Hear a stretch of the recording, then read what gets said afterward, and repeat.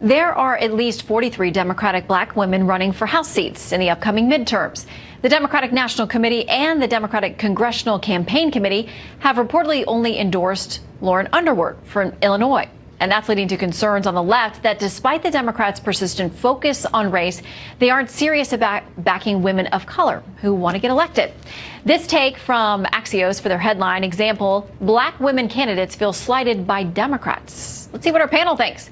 Syndicated radio talk show host, Fox News contributor Leslie Marshall, and radio host of WMAL in Washington, associate opinion editor at the Washington Times, Larry O'Connor. Great to have you both with us. Hey, Shannon.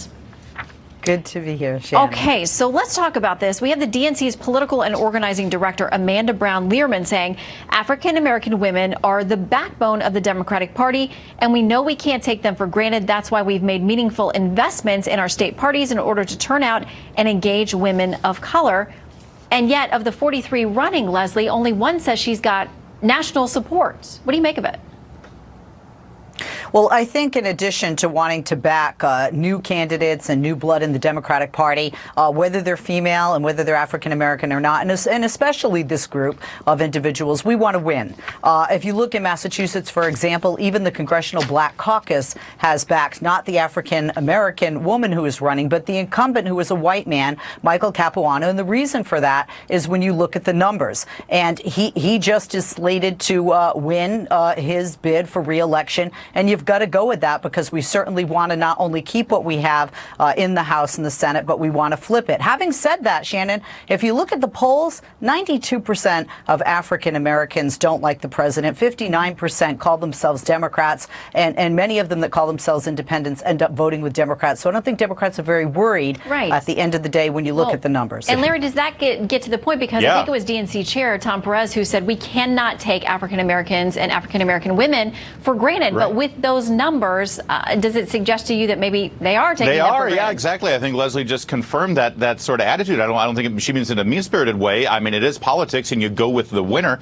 But here's the problem. The Democrats have, instead of become a party of ideas, they've become a party of factions, of identity groups, where race and gender and ethnicity, that trumps everything else. So in our country, we're a meritocracy. We like to reward people based on their achievements, based on their ability to win. The Democrats get that. Leslie just said it. They want to win these races, but they can't have it both ways. So they're basically saying to all of these identity groups that they appeal to, we really want your votes. We're going to give you a lot of lip service, but when you want power, whoa, settle down there because we got this. We just want to win. We'll have the power. You just give us your votes.